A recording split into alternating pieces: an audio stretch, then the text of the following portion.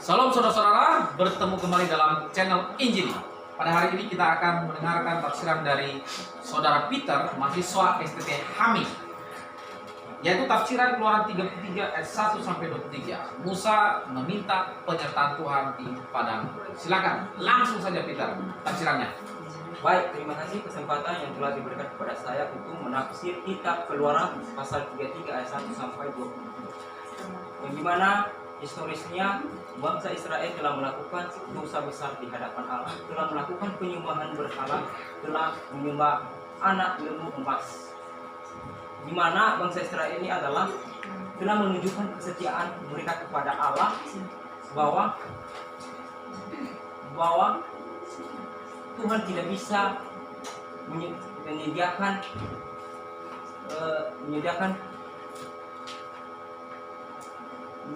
pertolongan bagi mereka, dan bahkan bangsa Israel menyuruh Musa untuk membuang anak lembu emas itu dari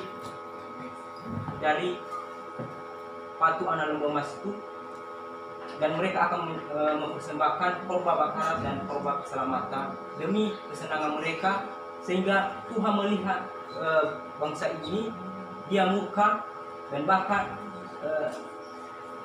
Musa mulai berusaha untuk melembutkan hati Allah supaya bangsa ini mendapatkan pertolongan lagi kepada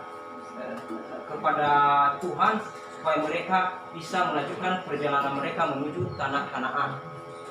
Di mana dari konteksnya bahwa Musa meminta penyertaan kepada Tuhan supaya bangsa ini ada pertolongan, karena bangsa Israel, karena di dalam perjalanan mereka menghadapi banyak tantangan atau rintangan yang mereka hadapi di perjalanan mereka, supaya Tuhan menyertai bangsa ini, sehingga dalam perjalanan mereka bisa ada pertolongan dari Tuhan ketika mereka melawan bangsa atau musuh-musuh mereka atau bangsa lain, sehingga mereka bisa sampai menuju tanah Kanaan. Oke, kalau kita lihat dari penafsiran kitab Keluaran pasal 33 ayat 1 sampai 23, yang dimana di pasal 1 ini penyertaan Tuhan kepada bangsa Israel, supaya bangsa Israel pergi dari tempat ini, supaya mereka menuju ke tanah Kanaan, karena Tuhan telah berjanji kepada bapa leluhur mereka Abraham, Isa atau Yakub, supaya bangsa ini menempatkan tanah perjanjian itu.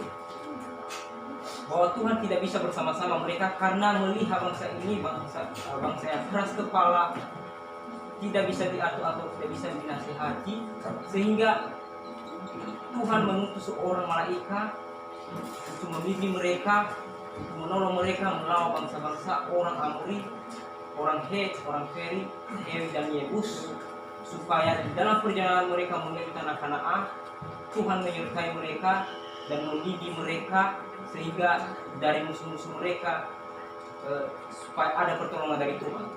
Lanjut.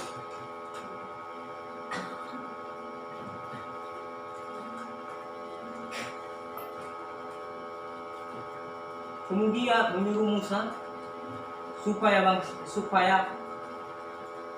Musa mengatakan kepada bangsa Israel supaya mereka mengetahui bahwa apa yang mereka miliki, supaya mereka bisa melepaskan segala perhiasan atau emas yang mereka bawa, supaya mereka melepaskan, supaya di dalam perjalanan mereka nanti pada saat menghadapi musuh, sehingga mereka siap untuk menyerang musuh itu, dan musuh itu tidak bisa mengambil perhiasan mereka. Ketika mendengar perintah dari Tuhan, ketika mengatakan Musa kepada bangsa Israel ini,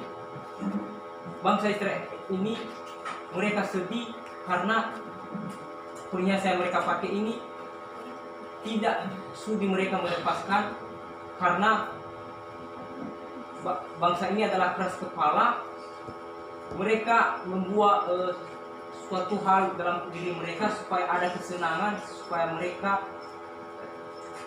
lebih berdiri sendiri, membuah hati Tuhan sehingga bangsa ini itu keras kepala.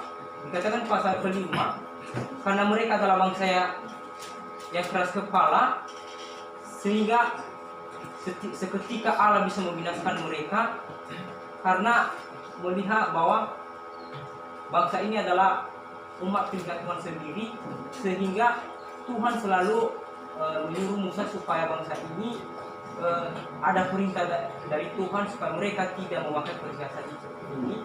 Dan ketika mereka berjalan menuju sampai ke Gunung Horeb, dan bangsa Israel tidak memakai perhiasan itu.